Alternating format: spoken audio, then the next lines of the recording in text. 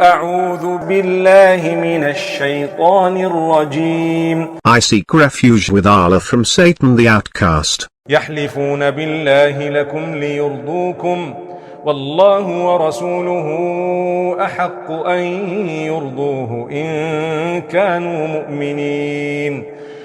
They swear to you by Allah to please you, but it is more proper for them to please Allah and His Messenger, if they are believers.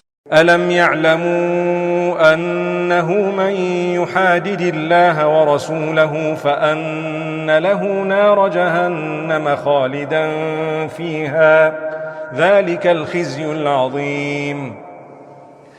Do they not know that whoever opposes Allah and His Messenger will have the fire of hell abiding in it forever? That is the supreme disgrace.